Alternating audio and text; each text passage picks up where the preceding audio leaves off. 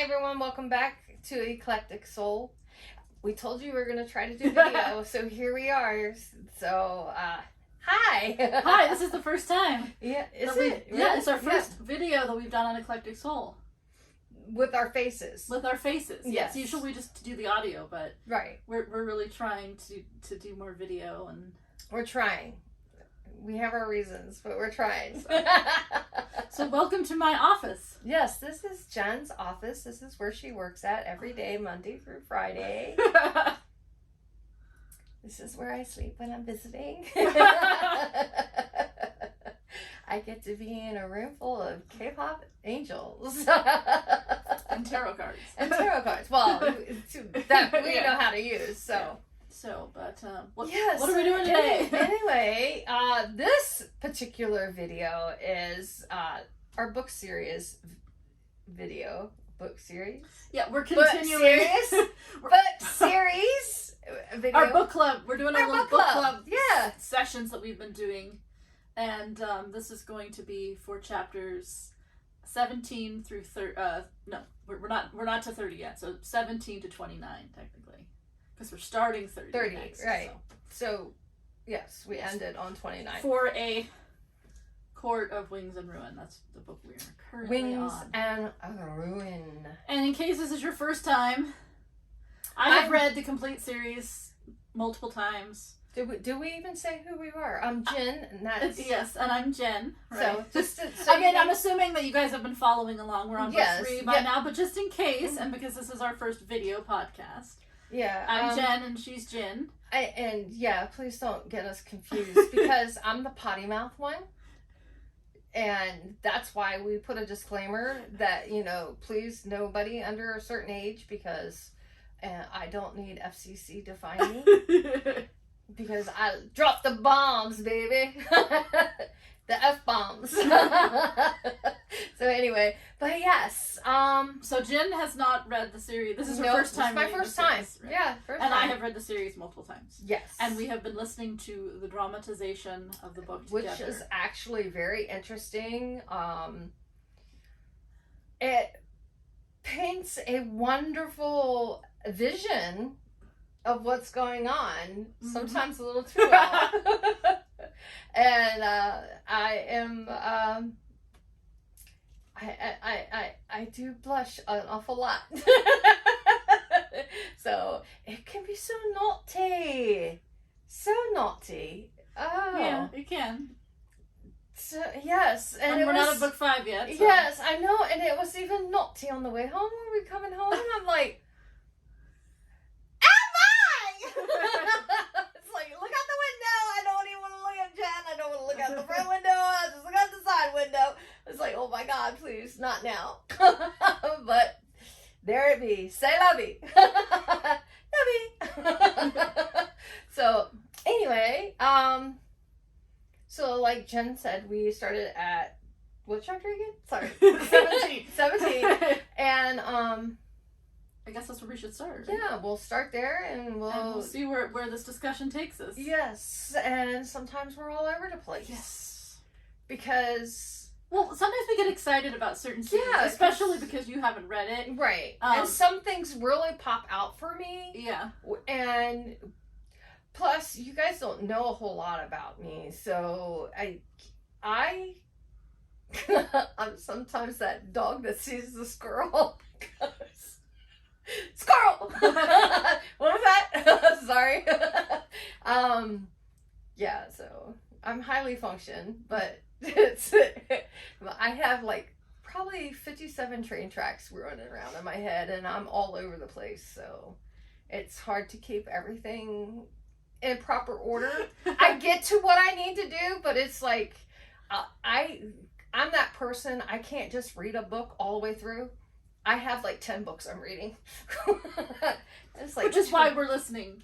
Right. And we also, like, when we do these, we're like really fresh into like, we just listened. Right. Pretty much, anytime we're in the car, right, we listen, and so, when we talk about it, we get kind of involved in whatever the last thing was that we were doing. And if we haven't gotten to a particular part of where stuck in the middle of a chapter or something, then we'll finish listening while we're eating dinner or something here, and then we'll do the podcast recording, because I don't want to forget much. Plus, you forget like the order, right? And I get it all jumbled up because I speed read, so I only remember the best parts, the funny parts, or the parts that really stand out to me. So if something didn't stand out to me, but yet Jen grasped it, then she's going to bring it to my attention, and it's going to trigger me to go back, oh yeah, da da da da da. And that's another reason why I think just listening to having discussions, listening to other people have discussions is good, because you forget. I mean, even I forget, when you read something a year ago or 2 years ago, you forget things. And there's all the little, tiny scenes in there about history and stuff that people miss. Right. And it's also like watching a movie. I happen to watch my favorite movies over and over again. And sometimes when you're watching that particular movie and you haven't seen it in a while, you start seeing things that you didn't see. And it's just like reading a book. Because the book, you have read it so many times because it's your favorite book, but yet you may not have read it for like a year or 2 years, but you want to reread it again because it, give you happy feel goods or something. And you go ahead and you get to a part, well, you kind of know how that part goes. So you're like, oh yeah, I remember this. And then, oh, wait a minute, what was this? And something catches you. And it's like, I don't remember that. So then you start reading that page or that paragraph because you want to know where that something came in from. And then you're like, oh, wait a minute, I better go back and read a couple of pages and then come back into it and find out where it is. So it takes you on a different journey. Some people don't like to watch the same movie over and over again. And some people don't like to revisit a book that they've already read. But this series, though, is one of those series where when you listen to the series for the first time once, you get a particular perspective. But then when you go back and you reread it again, you notice all of the underlying things that we're missing. You connect the dots. Right, you see things a lot differently. You see things from different perspective. You notice a lot, because the series has so much foreshadowing. Right. That completely goes over your head the first time you read it. So. Right. And it is interesting. Like, I read part of the first book, and then we started listening to the first book. But it was definitely a fairy tale, the first book was, for me. So, and still in a way it is kind of a fairy tale, but it's not really a fairy tale. I mean, it's not a fairy tale. I mean, it's a fantasy series. It's fantasy, yes. But it's not a fairy tale. No, but there's still intricate parts. There's inspiration from fairy tales and stuff in there, but it's not written as a fairy tale. No, it's not written, but like you'll see a part of something that reminds you of Sleeping Beauty or something that reminds you. Yeah, it's of more Cinderella. of like it's more of like kind of like when people put ads in shows and stuff. It's like, you'll notice like adverts. Yeah, instead of it being like the whole plot or something. Like that. Right. But I think it helps you find comfort in what you're reading. It's like, don't forget that some people see things one way, but you need to see things another. You need to see it with reality. You need to see it, and remember, this is a fantasy, but things unseen and seen can be totally opposite of what it is you actually are witnessing in front of you. This is actually a good segue into something that I wanted to talk about anyway. Oh, really? Well, we're planning on doing videos, like we're going to actually record today. We're doing a narcissist video. Yes. The topic is narcissism. Right. But we're using the book series to talk about different psychological things. And one of the topics that I was interested in doing was actually what we're talking about right now, which is the idea of the fairy tale. And what you're talking about reality versus the fantasy and the problems with the fairy tale, because obviously fairy tale is a different from fantasy, right? It because is. fantasy is more of like an umbrella term that you use for something not being taking place in the real world, Right. so like magic and wizards or Right. whatever you want to say, but Right. the plot could be anything, Right. It's just a fantasy world where a Right. fairy tale is specifically talking about the plot. Right. It's not saying necessarily that it's a fantasy, but the plot Right. has a specific way it's going to go about. It usually has like a moral, all that stuff. And I thought it would be interesting to add that to our list of videos we could do in the future. Sure, we could. When Jen and I work on a topic and we're doing psychology in our podcast, vlogs, what it may be from this moment on, but what we've done in the past 3 years, we each do research. It's interesting what we both find, because sometimes we don't even find the same stuff too. So Plus, it makes the discussion better. Oh yeah. Because if you don't know what I'm going to say, and you're not Right. going to know, and I don't know what you're going to say, I might learn something. I'll have genuine reactions. Right. That kind of stuff. And that's what we want. We want to keep it genuine. We want to be ourselves, our authentic selves, when we're on video or audio recordings. So. And we make these videos because, it's good to have discussions about Yes, it things is. and try to understand, and I think that might be NI, because we both have NI. Yeah, we're both. If you guys follow the MBTI. Yeah. We started with chapter 17. Mm-hmm. And I believe it was them having dinner at the House of Wind. Mm-hmm. So, and that's the very first dinner that Nesta and Elaine, well, Elaine's not there. It's the first dinner that Nesta and Lucien attend with the inner circle. Yes. And, well, Elaine was invited, but she didn't want to leave her room. Right. And we understand why she doesn't want to leave her room. But that dinner was very interesting, to say the least. Yes, because you've got Nesta there, who doesn't say much. No. But Lucian's also seeing the dynamic that the inner circle has, and it's very different than the typical, like, what he would imagine, which is, like, everyone has, you have a rank, right? And we have to uphold the rank, and we have to be very formal, right. And they're not like that at all. Right. They're all just family, and He wasn't expecting to see a family. He was expecting to see officers in their ranks and the leader and thinking that it would be a type of military structure. He was a guest, but at what cost, for one? And was he allowed to move about? I mean, even like where people sat, right? Right. Like people just sat wherever, and then like he didn't know where to sit because he thought there was like 2 chairs left. One was by Nesta, and then there was one at the head of the table, and he was like, shouldn't Rhys sit at the head of the table because he's the High Lord, and he's like, I don't care. And Rhys doesn't care. So Lucien ends up sitting there, right?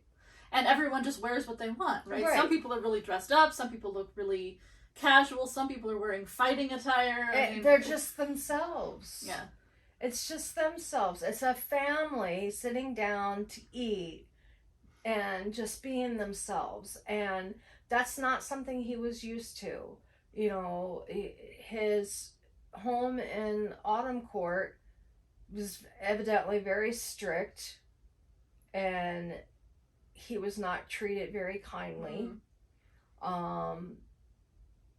And some of the stuff I found out just recently, and we'll touch base with that.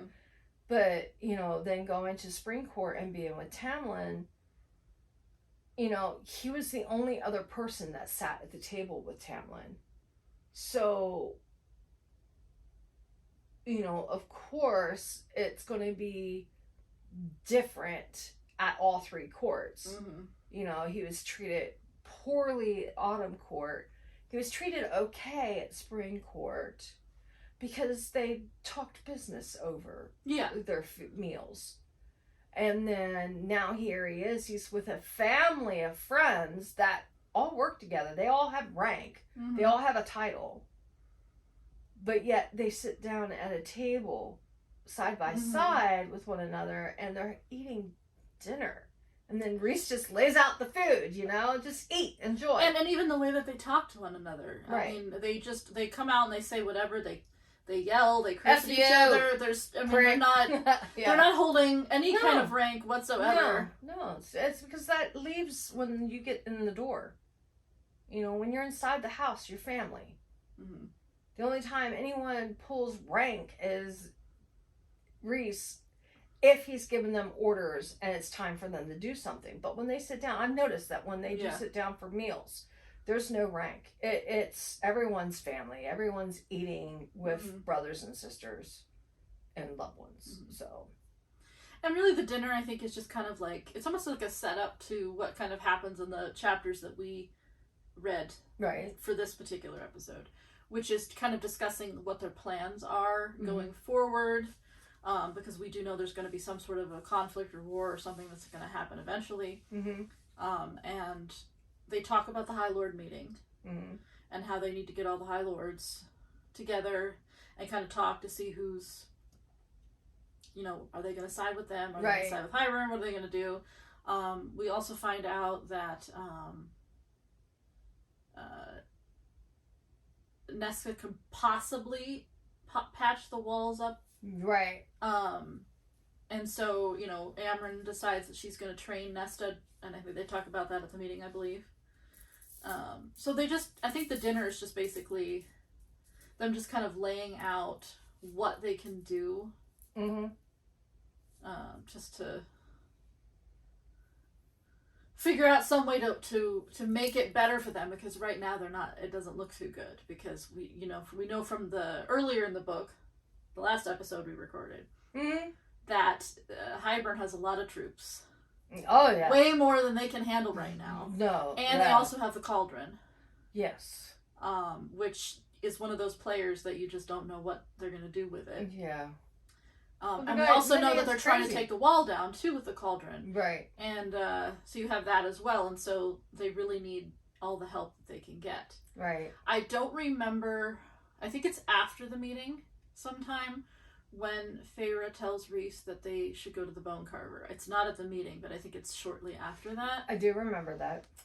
Because she's thinking, well, maybe we need something. Right. So maybe we can look to like scarier creatures to help out. Right. And they go to the prison. Her and Cassian go to the prison. Yes. And she sees something different this time. No, she sees the same young boy. I think he's like 8. He's got dark hair and he's got like really, really blue eyes. But the way she describes him this time is a lot different than the first time to me. When Feyre walks in, she even says, "I'd never noticed it the first time." Oh, see, I didn't catch that. See? But yeah, I mean, it's an interesting. We'll have to compare off, because obviously I'm not going to look that up right now. But we should look up and compare the two descriptions, because I do remember the first time, the first book, it was like an 8-year-old boy with dark hair and vivid blue eyes. But it would be interesting to see the difference, if there is a difference with the description. But maybe it's because Feyre's viewing it differently too. Because we're seeing it through her eyes. She now knows that. Well, when the first time she went in there, she didn't know Rhys was her mate. Right. Now Rhys is her mate, and now I guess the pattern is clicking. She goes in and she sees how much the boy looks like Rhys. Rhys and her. Yeah, eventually. Right. Yeah. Her father. And her father, yeah. Yeah, and which that means her. And then she understands that she must be seeing her son, her child. Yeah. So that's just, that kind of blew my mind, and then of course Jen's read the book, so Jen doesn't look at me when I make this comment. But so far, I have picked up on her saying, I need to stop this nauseous, or I'm nauseous. Well, but I kind of ruined that for you, because I showed you fan art. I know, but I don't know when it's happening. but I'm just going based on what I'm hearing. And then, what was the last thing I ever said? That the nauseousness, and then there was something else that she's just recently said. She's tired. That she was really tired. But I don't remember specifically. Yeah, and there was something, and because you had to pause the you wanted to say because something. I was like, because that makes me think she's pregnant now. By just what she's going through. You know, she's tired, she's nauseous, and there was one other thing, and damn it, now I can't remember. But it's a good example of foreshadowing in general, because all the books have this type of foreshadowing. Yeah. Right? I mean, you now know she's going to have a son because the Bone Carver showed it. Right. That you have all these symptoms and things, and then, of course, I showed you some fan art. Yes. One, it's Rhys holding a baby. Itsy. I didn't say nothing. You didn't hear nothing. But it is a good example of foreshadowing. Right. Because this section, even though you might have caught on in the third book, if you remember when going back to the second book, you didn't know what the boy was. No, I didn't. But that's what I'm saying. Like, she knew, the author knew, right, when she did that was going to be their son. So the foreshadowing was even before, before that. So it's just it's cool that's why I said the series is very good to reread. Yes. Because you see things differently when you reread that. And that's and I get that. I get that now. Yeah. How did the Bone Carver? We have to the Bone Carver visit was that was so freaky. He acts like he really doesn't want to come out of there. He doesn't. No. We find out that he actually got caught on purpose. Purpose to be put in there so his brother and sister couldn't kill him. Right. And he almost kind of has like, and again, a sad storyline. Yeah, like I get the feeling that he's just kind of like, I don't really want to live anymore, to be honest. Yeah. But because he is so old, he's just kind of stuck in life. I don't think he really even knows like how to die in a sense. You know what I mean? He's just kind of there. Well, he's existing. Right. He's just existing in that mountain within stone walls that that's all he can do is be in there, and think and sleep and whatever they feed them. I don't know. And he doesn't want to come out. I mean, no, he doesn't. That was what they wanted to bargain with him, right?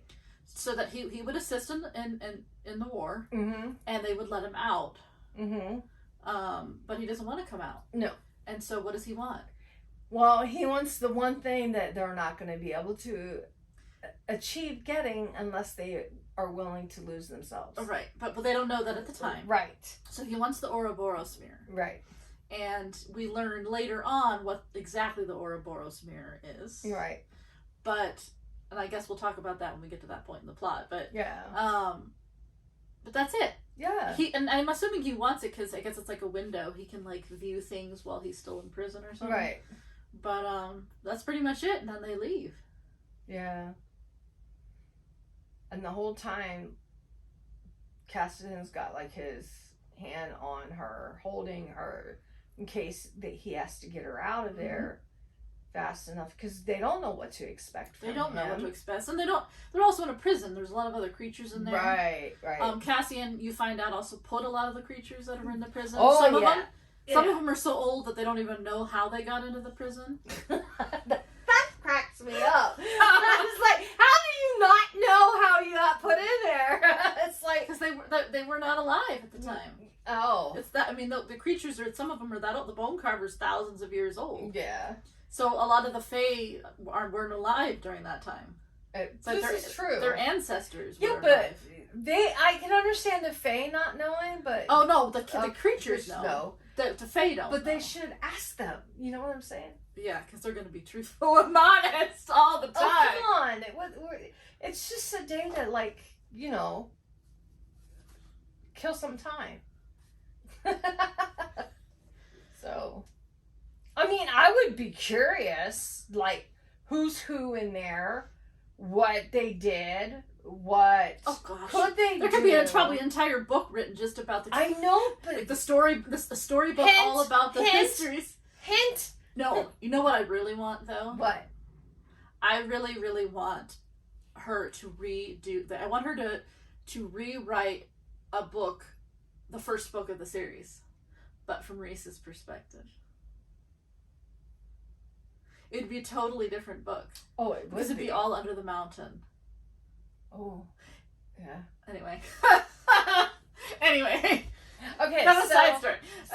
So they get done with him, and she's like, okay, well, we get it, then... She's totally planning on doing it. And then they leave, they come out of the mountain, and Rhys shows up, grabs them, and winnows away with them. And they talk about it a little bit. I guess we can jump to the Court of Nightmares, because that's what I have next on my list anyway. Okay. So, they're going to the Court of Nightmares again. The first time we went to the Court of Nightmares, that was a fun listen, wasn't it? Oh, And the book too, pretty sexy. Oh. I'm very excited to see this on screen. Oh. Anyway, Oh my god. TV show. But anyway, they go to the Court of Nightmares to talk to Keir, who is Mor's father, and he is the steward of the hewn city, which is the city that is under the mountain, but it's not the under the mountain. Right. And they're going there to see if they can convince him to let Rhys use his army to assist in the war. And the reason why they have to get his permission is because Rhys's ancestors made an agreement with the Court of Nightmares that they wouldn't basically interfere with the outside world if they didn't have to follow, the army was basically separate. So the army is not under Rhys's control, or whoever the High Lord is at the time, right? It's a separate entity. So that was the arrangement, and so that is why he has to go and get permission from Keir to use the army. A very different entrance. So we know that Keir only puts out one throne. That was the first thing. And he did it on purpose, obviously. It's an insult to her. Because everybody knows that they're mated, and everybody knows that she's the High Lady now. And they purposely only put out one throne. So what does Rhys do?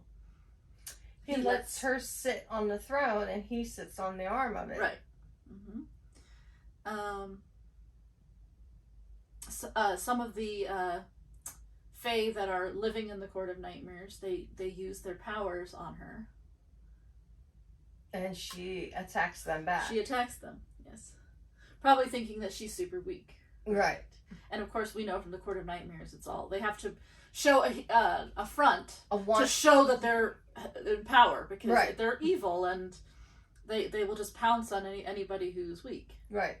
And she makes the one whimper. She makes one pass out, and she makes one run for their life. Yeah. Which I find kind of funny. And then, obviously, there's a party. Right. And then Rhys goes, I'll let you, I guess, live with the fact that you regretfully forgot to place 2. It's like it was a last minute thing. Yeah. I will forgive you this time. So, yeah, and I'm like, I wouldn't have forgiven that. I would have killed his ass. I think right he, there on the spot. He probably would have, except he probably just wanted to get this stupid thing over with. Right. Like, they're there for a reason, and so he's just like, let's just get to this thing, So. And then because of what she did, Mor was there with Nesta. They walked in. Yes. And Amryn, right? Or was Amryn? No, I don't think Amryn went. I don't know. Or was it Amryn? Well, I think Amryn took her to that thing with the treasures and stuff, right? But that you find out later. But no, Nesta was there because Nesta asked her. Yeah, Nesta and Amryn, I think. Didn't Amryn lead her into the? Maybe someone left. Mor is with them when they go into the meeting. And I think Amryn and Nesta go separately because Amryn's testing her. Right. But you don't know about it at the time because it's from Feyre's perspective. But Nesta asked Feyre, Feyre, why'd you do that? Just like,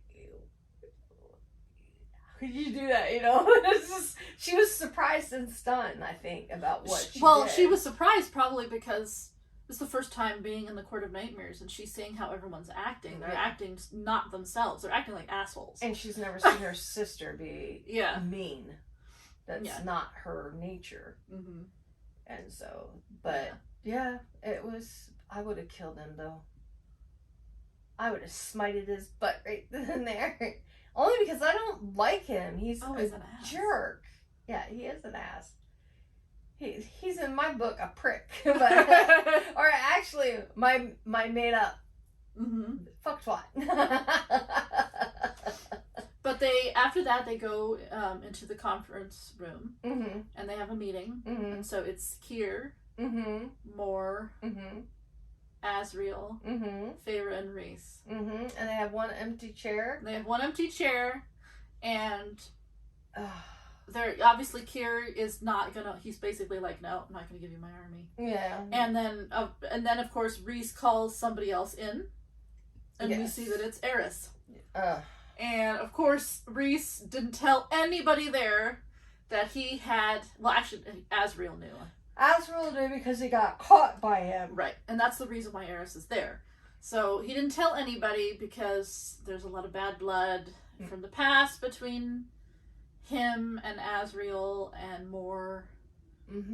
And he is there because Kier will more likely want to say yes because Eris is there, and Eris is the heir to the Autumn Court, and it has to do with the ties that were going on in the previous war, because Kier was also in that war as well as Eris and his father, and so it has to do with like he's been using it as a manipulation.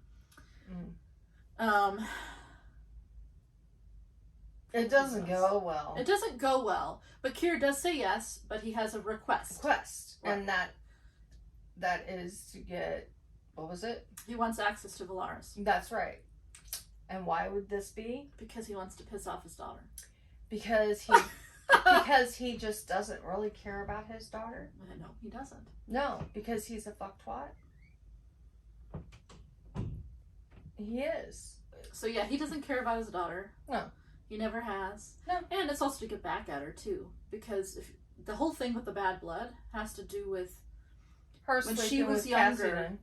She was supposed to be married off because that's what the women were property, and she was supposed to be married off to Eris. He's the heir to the Autumn Court, and she basically, she was a virgin at the time, and then she sleeps with Cassian to get out of the marriage. This horrible stuff was done to her, trying to make this kind of concise. Right. But she was like abandoned in the woods. She physically was She was beaten. She was mistreated. She had like a note or whatever, like with an arrow like on her heart or something, attached to her heart or something. I'm trying to remember, but she barely survived. Yeah, it was bad. Yeah, so there's a lot of issues going on with them, and Mora's really upset that Eris is there. She's really, really upset at Rhys. I don't blame her. I don't blame her. And of course, she doesn't understand what's going on at the time. No one at the time She doesn't understood. realize that Azriel got caught. He went to the Autumn Court to erase the memories of all of the brothers that were chasing Lucien and Feyre at the beginning of this book, because they saw her use her powers. Right. And so he went there to erase all their memories. Well, Eris apparently has been practicing his mental shields, and he was not able to be altered mentally. And where the other two boys were. They were, yes. And Eris caught him, and so they had to come up with some sort of an arrangement, and that is why they're having this meeting. And Eris even said that he knew he had been practicing it, he had been learning it, He'd been doing it every day Mm-hmm. to make it strong. And he says it's a shame he didn't teach his two brothers that. Right. And then that's, I guess, as he continued talking, we also found out that I think it was at that time that if it wasn't for him, Lucien would probably wouldn't have been alive. So you get kind of hinted at that there's a story there that we don't know. Right. He's a little bit more of a complicated character. We don't know exactly what happened that night. Mm-hmm. All we know is that she was supposed to marry him. Mm-hmm. We know that he probably wasn't the one that did that to her. Like, it was probably an assumption. Mm-hmm. But we don't know exactly what happened. Right. We also know that he is a little bit more cunning and Mm-hmm. has a little bit more intellectual capabilities than his father. Right. Because he even says, you know, if my father found out, he would just kill you all. Right. But he's like, that's not really smart. He's like, you know, this is really good information. I could use this information. Right. I'm not just going to kill you just because I'm mad because you have my powers. Right. You know? So that kind of shows you his character a little bit, that he's a little bit more, you know, intelligent. Right. His father is just kind of this angry asshole. You know? Right. Well, yeah. He's an older Fae, and you know he's been through a lot, but I mean, he did kill. Was it him or kill two of his other sons? Who killed two of his other sons? I thought when Lucien was sent to Tamlin, and he tried to get the word to Tamlin. Oh yeah, that was part of Eris' story. Eris' story that two other brothers were killed there too, because I guess there was 7 of them and 2 were missing. Yeah. And there was 5 left. Mm-hmm. So. Yeah. That's just so sad though. Your family and you act like that. The Court of Foxes. Well, they are Kitsune. You can't trust the Kitsune. But anyway, so Kier agrees, and he's going to have access to Valaris. But Rhys says it's only going to be under certain conditions, right?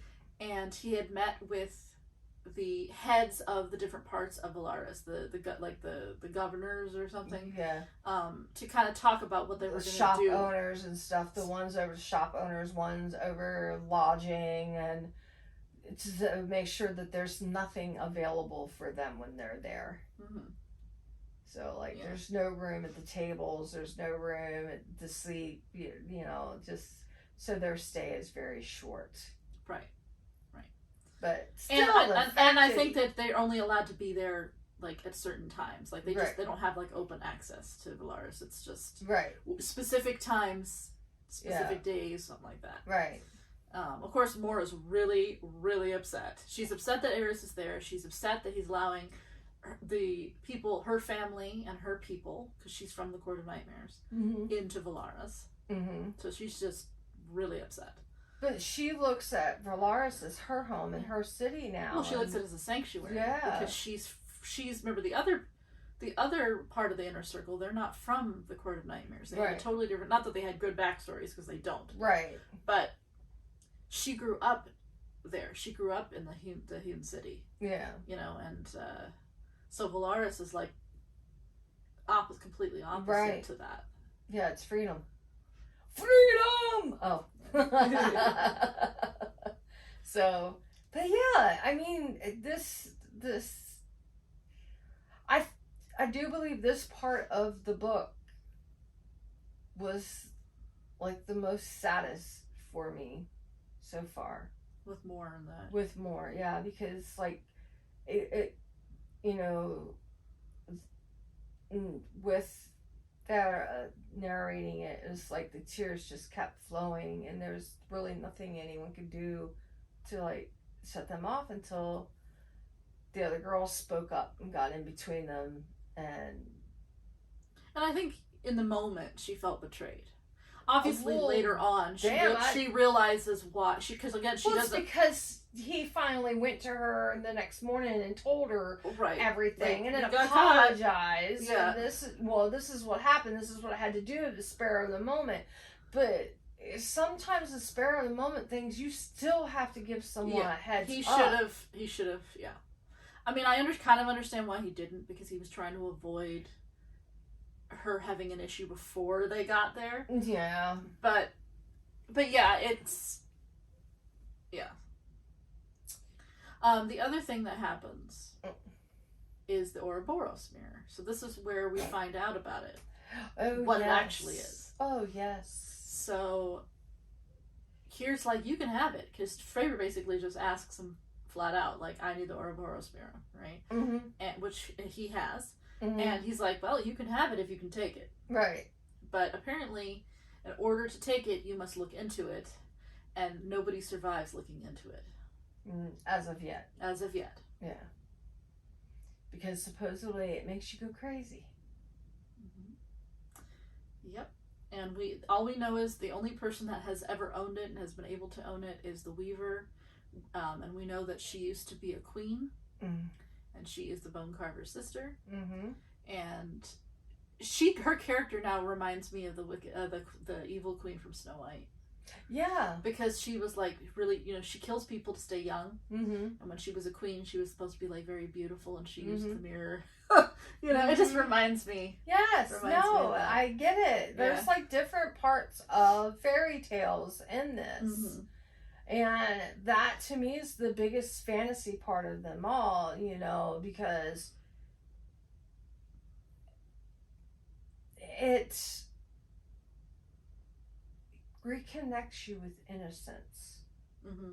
It reconnects you with how you felt when you were younger and the first time that you witnessed the Disney movies or had someone read the books Mm-hmm. to you, whether it was Grimm Brothers' actual true stories or they were books that were rewritten by Disney, which made them a lot nicer and cleaner, because we know the Grimm Brothers' stuff is really dark and deep.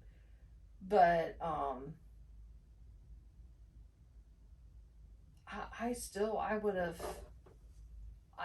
I would have killed the one, and then I would have beat the crap out of Rhys and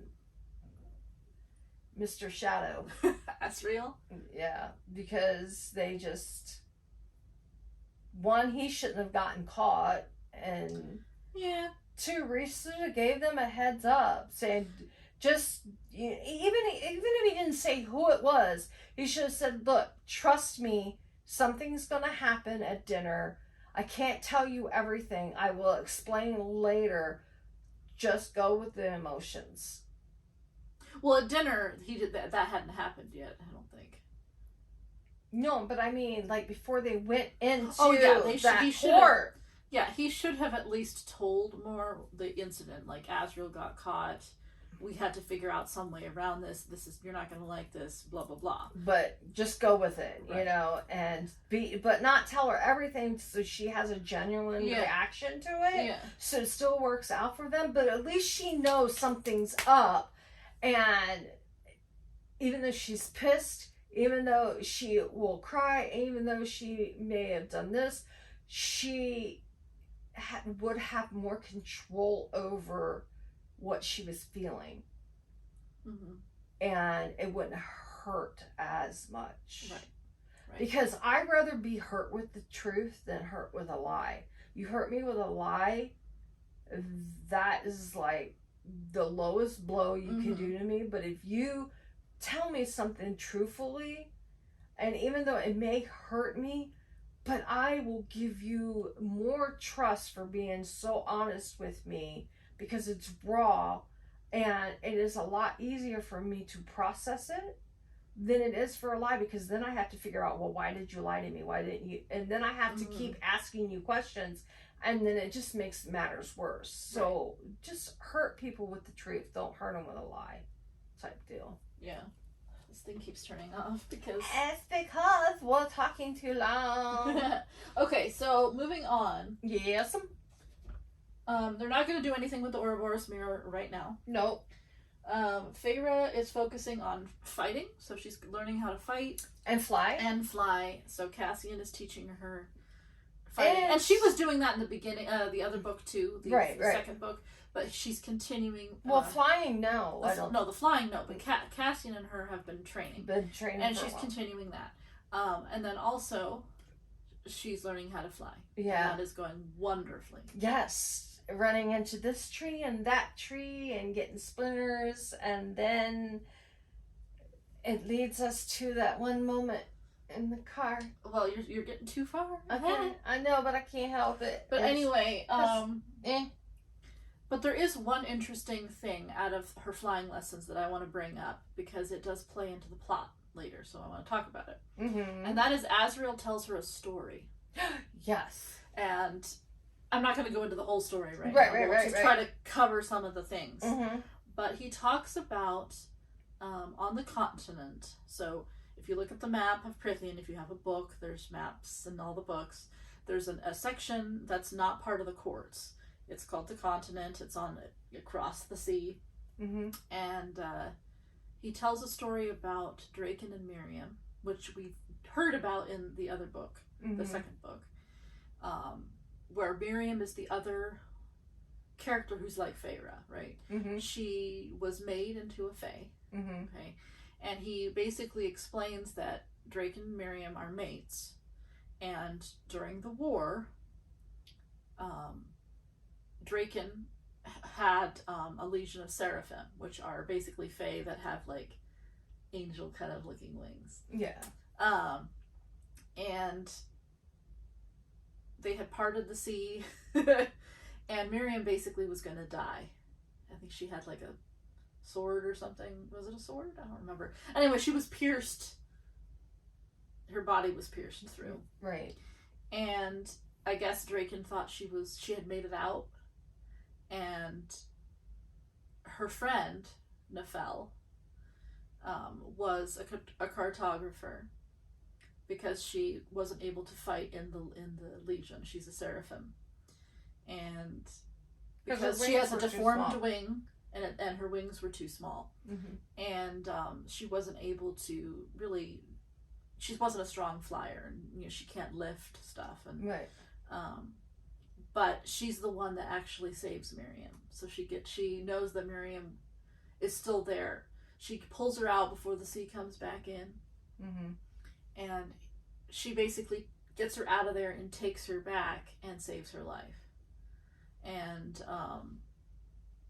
so Azriel uses that story to tell Feyre that that's why she should keep trying, even though she basically sucks at flying at this point, right? And she's probably not going to be flying with the Illyrians in the battles during the war, because she's just not strong enough. But it doesn't matter, because you never know, she might be able to use her flying ability at some point. Who knows? Yeah, I think her statement is to be able to use it to get away if she had to get away. Right. And that's understandable, because what if she gets stuck in a situation where she can't willow out, but yet she can sprout her rings, mm-hmm. because she has to get them to come out and, shapeshift into mm-hmm. that, and then be able to take off. And just shape-shifting that, then someone doesn't know that she has them, mm-hmm. is enough to startle them enough to step back away from her, that she could probably get away by flying away. And if they don't have wings, they can't chase her. So I could see that, mm-hmm. but yeah, I can't see her going in battle with the rest of them. But it's also, it's also has to do with weaknesses, right? Right. So it's like, just because somebody might not be as strong, or, isn't the most important person to whatever's going on, doesn't mean that they won't have that vital moment, or have that one thing that they were not known for. Right. To actually do something or help something in a situation. Right. So that was a really important scene, and of course I've read the series already, so I'm mentioning that because it plays out. And then also, it's just good to have a reminder of these characters again, because they were mentioned, not Nefel, but Miriam and Draken were mentioned in book 2. Mm-hmm. And so it's kind of like reintroducing their characters, and also it's kind of introducing Nefel's character as well. So just so that you kind of know for future mm-hmm. that might play out. Mm-hmm. But anyway, that was an interesting story. Yes, it was. Oh, excuse me. Huh. And then the other thing that happens is Elaine storyline. Mm. So Elaine has been a recluse, basically. She's been sad.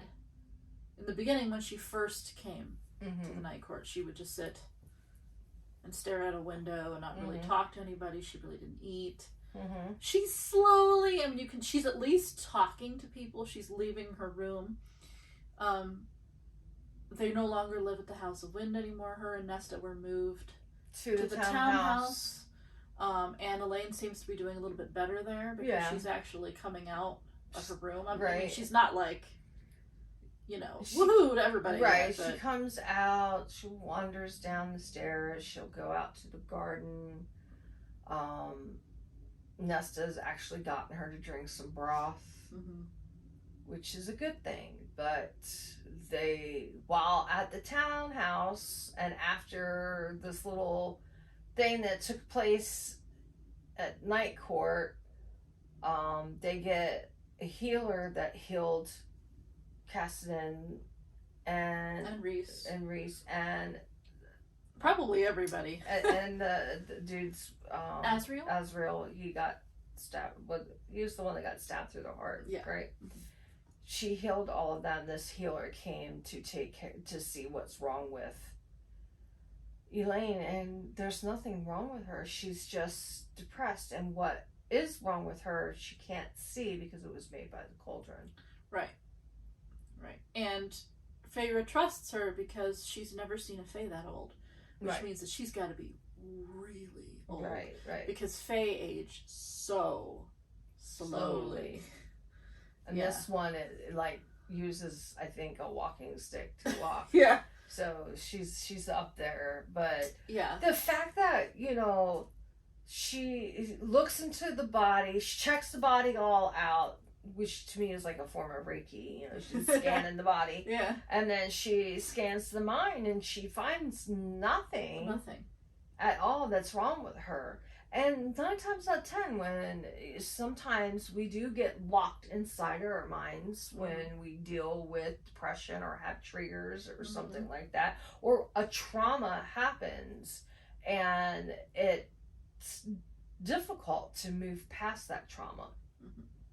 And sometimes you have to let someone who has a delicate touch help you get past that. Right.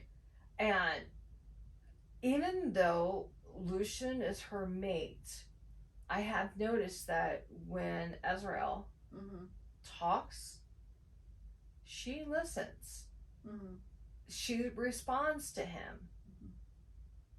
It's like she senses the type of person that he is because she sees things. She feels things. And I think she feels the other queen. I think you're right. Obviously I know, but I'm saying, like, I think you're on to the right conclusions. I mean, Azriel, I think she understands Azriel because Azriel is very similar to her. He is very introverted. He's very quiet. He doesn't say very much. She is kind of the same way. And he also has a lot of trauma. I'm not saying the other ones don't. No. But he has a different kind of trauma. Right. He knows what it is to be locked up. And I think she senses that. I think she connects with that. And then also, she does say some very unusual things, right? And people think she's maybe crazy. Not all there. And I wanted to read a couple of things she says. Okay. So one of the things she says is twin ravens are coming, one white and one black. Right. And another thing she says is, I saw a box of black stone. I saw a feather of fire land on snow. And melted. Yes, okay. I remember that. So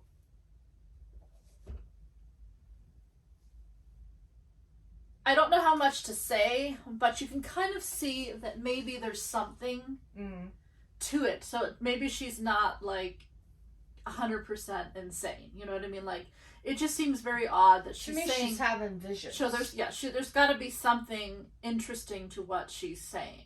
Right.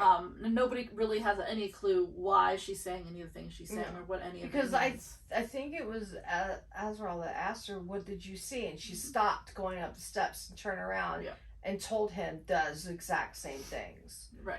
And interesting that she did say that, because she'd say one thing, hesitate, say another thing, hesitate, say the last thing, and then turn around and went upstairs. And I'm sitting there and going, wow, those are visions. Mm-hmm. She's seeing stuff that's going to happen. So, and you mentioned the queen, right? And because there's a section where she talks about her, right? This her, right? Right. And then something about like some other person, like their hands like aging, or right? Something like that. And so, yeah, she says a lot of things, and you're kind of right. like, that's kind of interesting. I wonder what that means. But to me, she's having visions. She's getting imagery of stuff that's going to take place. Mm-hmm. Or may have already taken place. It's hard to say, because you don't know if she's seeing things from the past. And I'm not saying the past, but like past, like a couple of weeks past, mm-hmm. or the present, or if she's seeing something that's going to happen tomorrow or in the future. Right. And so it just... now I'm curious, because I think she needs to start eating more. I think she needs to start talking more. Mm. And I think she needs to start writing this stuff down, because I think more and more clues would come into play because of it. Mm-hmm. I think she's onto something. But then, as with the woman said that left, the healer, mm-hmm. she said that her mate needed to be with her and talk with her. Maybe he can get through the bond. Mm-hmm. And when he tried to talk to her to the bond, and he barely touched the bond that's tied to a rib, I think he said. Was it a rib? Well, she said that it felt like he was like pulling on her rib, I guess. Oh, and he just barely tugged at it. And it was enough to get her attention. Yeah. But it freaked everybody else out. Well, mainly Nesta, because that's just who she is. But but he didn't want to upset her. He never wants to upset her. He loves her. And I think he needs to keep working with her, and I think they need to be that one-on-one. And I think he needs to like sit down and eat in front of her and say, hey, why don't you come over here and try this? Or, and have food. I think she needs to walk in that library. That's where he needs to eat his lunch and smell the food and eat, because you don't read where people take a plate of food up to her, because sometimes just the smell of something you like, even though you're not hungry, and you say you're not hungry, something from your past that you really enjoyed could trigger a memory of something that, that smells good. Oh, that made me happy, and you may want mm-hmm. to eat it. Yeah. And when you start eating a little more, and you start feeling a little better, and you have a little more energy, and it starts getting the juices flowing in your head, mm-hmm. and then you start going outside more, and you start moving around, you're changing the endorphins and stuff in your head that you want to start being able to open up and talk to people. You're not keeping a guard up all the time, and you will choose certain people to let in to talk to you. Mm-hmm. And if it's someone who's being very kind and loyal, it could be very well Azriel in the beginning, but turns out to be Lucien, because that's her mate. Or it could be both of them. They both could sit down and have lunch with her, mm-hmm. and get her to, start opening. But something needs to give with that. Yeah, and I do see a lot of parallels between her and Feyre. Obviously, they're very, very different people. Mm-hmm. But I think the same thing applies, because, they both have they have some sort of a trauma that happens. Mm-hmm. It is related to a relationship, mm-hmm. even though they're totally different situations. Yes. But a lot of Elaine's depression is because she's in love with this guy who she can't be with anymore, right? No. And because he would kill her, because he doesn't the father like Faye. would at least kill her. Yeah. And so, I mean, I think that's where her depression stems from. Mm-hmm. And also the problem with Lucien, and again, I think this is where Nesta's issue is Lucien is the enemy, right? Because Lucien assisted Tamlin, and the whole reason why they're in this situation is because of Tamlin. Mm-hmm. And so there's a lot of anger there. Like, Lucien basically helped Tamlin abduct them, and so it's like, you know... And he even apologized. Yeah, he does. Says, that's not what I... Right. Because I never intended for you to be hurt like that. And he didn't, you know, and I don't think he was told clearly everything, because Tamlin's that person.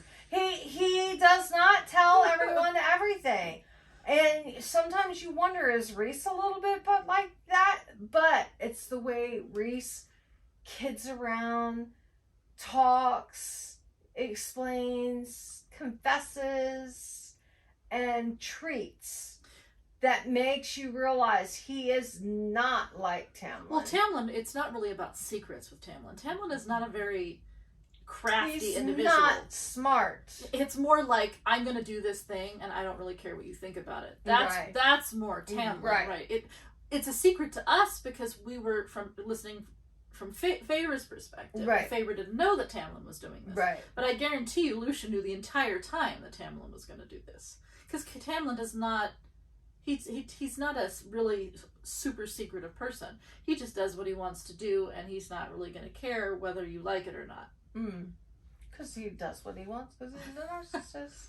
I do what I want because I'm tired of your bullshit. But I think the same things apply in Feyre's situation than they do in Elaine's situation. Oh, of course. Feyre looked like crap. She looks really skinny. She wanted absolutely nothing to do with Rhys because she was in love with Tamlin. Right.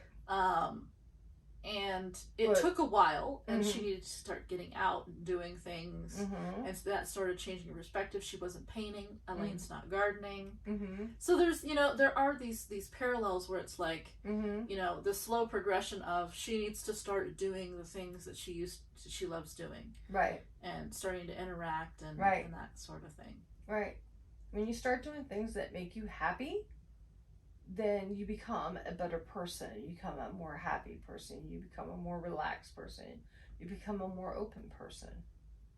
So that's what I'm hoping for her. I'm hoping that she's able, and I still think that, let me finish what I'm saying, that she'll be able to be more herself or close to like herself. That way when she gets the visions and she sees what it is, that she can share that in the moment and let someone know, I'm seeing this, because I think she has a particular gift, because I think the cauldron gave her a gift and gave Nesta a gift. Well, actually we do find out a little bit about that because it's part of what Elaine says. Elaine says that and we're assuming it's the queens that were there that night, right? Because they were supposed to go into the cauldron after. She says that they took payback on them because something was taken from the cauldron on purpose. So Nesta went, remember, because Elaine went in first, and then Nesta went in, and then the queens were supposed to go in after because they were supposed to show that it worked, right? So if you listen to what Elaine said, you would assume that they're talking about Nesta. So Nesta stole something because she was angry at her situation. She literally stole something from the cauldron. So whatever power she has, the cauldron did not give her. And the cauldron is now missing that power. And anyone who went in after Nesta is now getting karma, basically. They're getting payback. That's what Elaine's little thing was about. Oh. Because see, Nesta, people think that Nesta has the gift of death. Right. Which she, now stole from the cauldron. She will smite those that... Now, she doesn't know how to use any of her powers, and she's kind of a pain, to get her to do anything. I know, right? She's so angry about everything, but... She just needs a piece. Yeah, don't you worry. Don't you worry. You're gonna be regretting that you said that. I know. I can see it now. Oh my God, Becky. But anyway, so moving past that. Actually, the only other thing really to talk about other than Nesta and Cassian, which we kind of already, Yeah. is basically where we ended, which was that nice little sexy scene. Yes, that made me want to go, oh my God! No.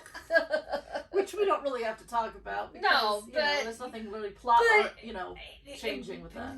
Yeah, they're a couple, they're married, they'll do what they want. So, yeah, but cute and romantic. She was pretty sore from learning to fly and falling and hitting trees and falling and getting splinters in the hands and falling, and then that's when he told her about the little story about them and that, she was trying to get her clothes off to get in the hot tub so she could soak, and Rhys pretty much stripped her, put her in the tub, and with the blink of an eye, boom, her clothes were gone. He picked her up. I could do that. I know, right? It'd be a lot easier. Or that and scratch the back that I can't reach because I'm short. He gives her a massage. Well, I'm sorry. I'm getting ahead of myself. Yes. Jeez, and you talk about me. And, and then he goes and does something. Oh, he goes and gets all the herbs and everything, which I didn't know until after he comes back. But, so he leaves her in the tub and he comes back and she kind of falls asleep. And he puts a hand on her and says, okay, get out of the tub. And he towel dries her off and down. She still has her wings out. Because she's just so exhausted. She's so exhausted that she lays down on her stomach on the bed and he starts giving her a massage and everything. Mm-hmm. Well, one thing leads to another. And that's not the only, her back's not the only thing he massaged. Yeah, and that's all we're going to say about that now. Yeah. I'm sorry, but there's just certain moments, like when we're in the car and things that her expressions and things that she says, you were just like, oh my God! I know, it's like, oh God, not this now. Because I'm shy. I may talk about certain things to some people. I may say some things. But it's because I get a little bit of, okay, I'm just going to say it, and I'll just say it. But if a guy came up to me and I knew him and we've been talking for a while and he even touched me in one way or the other, even looking at him, I wouldn't be able to speak. And she's a witness to that. Oh, yeah. She's seen that a few years back. There was a guy we went to an Asian function, and I knew the person, and I knew him very well, and I couldn't go up and talk to him. And then when we did actually talk to, no.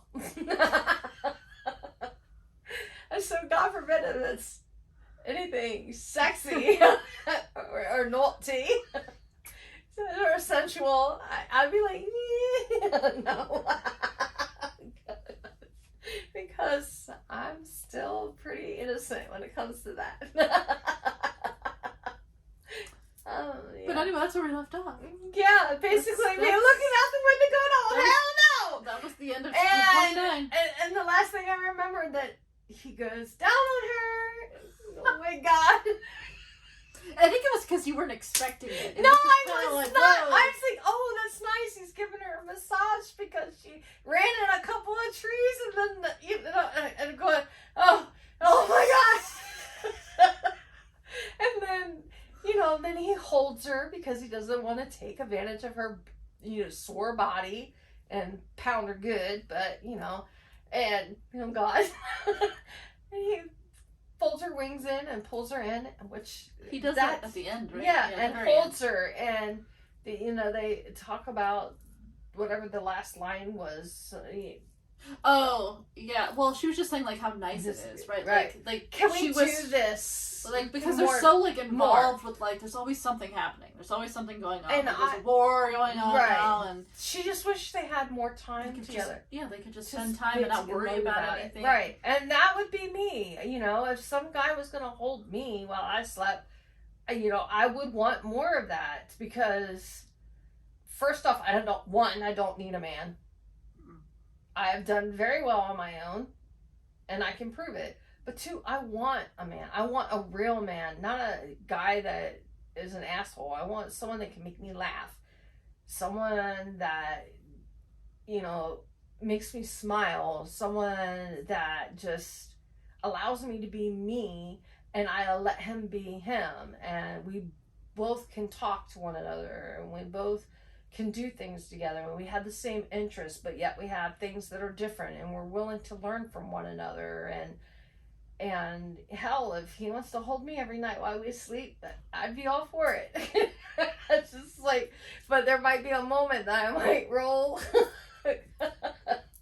I do normally sleep on my side, but I don't know what it is, but lately I've been rolling to my back. I rolled to my back twice last night and woke myself up.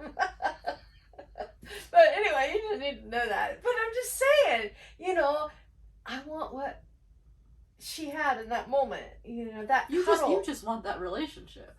Well, yeah. So I mean, so does everybody. To me, that's like one of the most perfect, beautifully written fantasy relationships that could actually turn into a real life relationship. Because if two people can communicate with one another, talk, whether it's talking, whether it's sexual, whether it's working, they've got a good ebb and flow. You know, they both flow like water through the river over rocks and everything. They're not letting things catch them up, and if something does trump them, they're willing to talk about it and move past it. Right. You know, that's what anyone in their right mind would want for a relationship. You don't need someone who's going to tell you what the hell to do. You want someone who's going to allow you to be free and be you.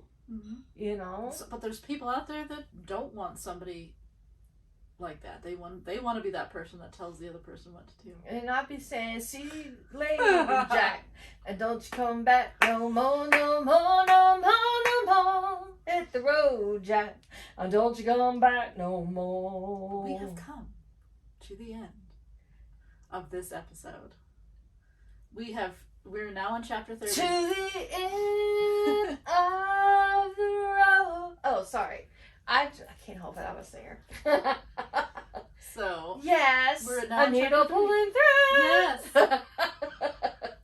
So, yes. We'll try to do more like this. Now that we kind of got. Yeah, we got the hang of it. We're getting there. And we're going to be recording some more podcasts that are like book related, but they're also psychologically related. Yes. So we're going to do video and audio. So if you want to take us on the road with you, you'll hear the audio on the podcast sites that we send our podcast to. And if you'd like to sit in front of a video screen or TV or monitor or whatever you want to call it, your little phone, and watch us, you know, why, I don't know, but and, you know, check out our video and how we respond to one another, how we react to one another. And yes, sometimes I talk with my hands, so that's why I try to hold them, because they signing was something I was used to, but I'm not used to it anymore. So now I think I'm Italian, not channeling your mom from downstairs, evidently. And I'm getting hungry. Me the too. Taurus in me is hungry. So that is the sign that we are going to say goodbye. Yes. So, thank you. See you later. Bye. Much love. Thank you for following us. Subscribe, whatever. And blessed be. Blessed be.